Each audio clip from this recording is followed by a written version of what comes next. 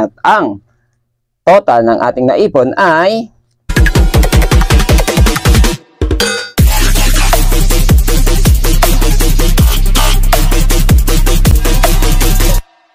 good morning mga kabuhay. Unang-una sa lahat, Happy New Year po. So ngayong araw po ay January 1, 2025. Ngayong araw po ay nandito ako sa Mandaluyong at dito ko po unang ginawa ang aking first vlog na inyong mapapanood ngayong araw na ito. Disclaimer lang po, hindi po ito pagmamayabang. Gusto ko lang pong i-encourage yung ibang mga kabataan na makakapanood ng video ito sa ginagawa ko po ngayon. So, taong 2024 ay nagkaroon ako ng decision making na kung saan gawin ko kaya yung tinatawag na Ipon Challenge. Kaya ko ba itong gawin? Ngayon, ipapakita ko po sa inyo na naging successful po ako na magampanan ang aking challenge. So, Ipon Challenge is, syempre sa loob ng isang taon ay merong 365 days. Dati kasi ginawa ko 100, di ko nagampanan eh. Ang ginawa ko po, gawin ko kayang mas mababang halaga, baka sakaling magampanan ko siya at magawa ko siya ng tama.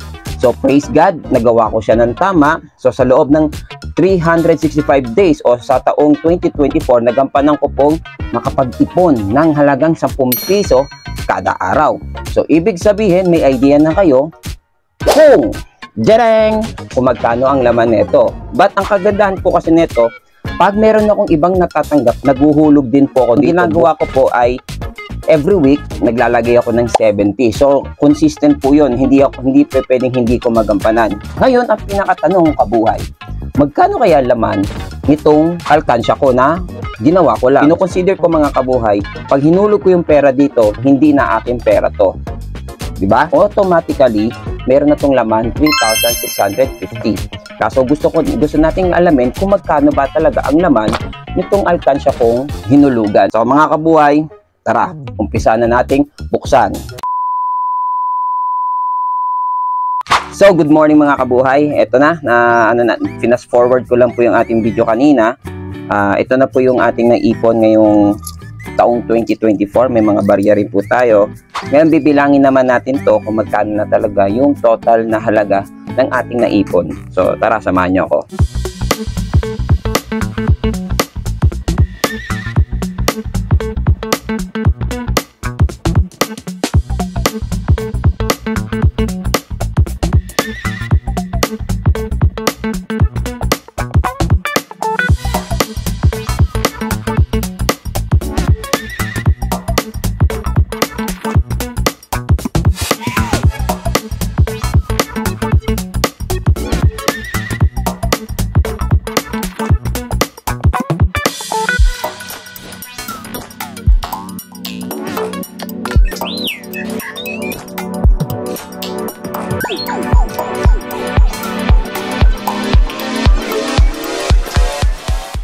So, mga kabuhay, ito na po ang ating ginawang computation. So, nakikita nyo na, 200 times 1, 100 times 46, 50 na tig 50, 53 na tig 20, 10 na dalawa, 5 na isa, at ang total ay...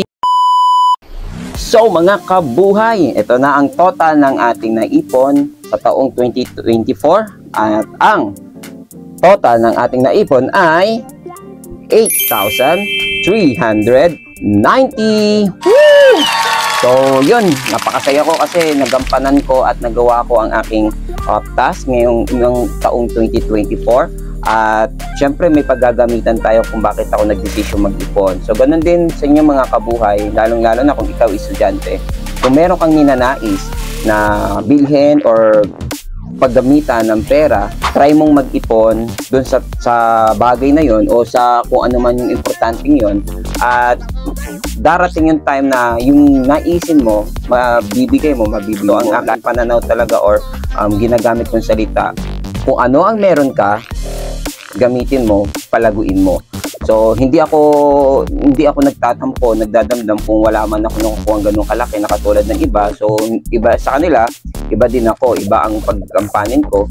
So, kaya nagdesisyon ako, and praise God, ako pinapasalamat ko to sa Panginoon kasi talagang may pagkakataon na tetempo ako na gamitin kasi kailangan kong may paggastosan eh. Kaso sabi ko sa sarili ko, hindi na aking pera to. Kaya ito, natupad ko ang aking tungkulin or gampanin sa sarili ko na mag-ipon ngayong taong 2024 para pagpasok ng 2025 is may changes na mangyayari. So hindi to resolution, ito ay decision na manggagaling sa iyo. So mga kabuhay, samahan niyo ulit ako sa taong 2025 na makapag-ipon. Naway pag after 2025 ay meron ka ring maipost na ipagmamalaki sa sarili mo na kaya mo rin pala. Sabi nga, pag sinabi ng Diyos, kaya mo, kaya mo. So kayang-kaya.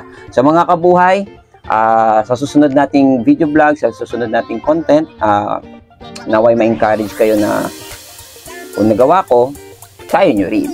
Sa mga kabuhay, sa susunod na vlog and content video upload, see you and God bless.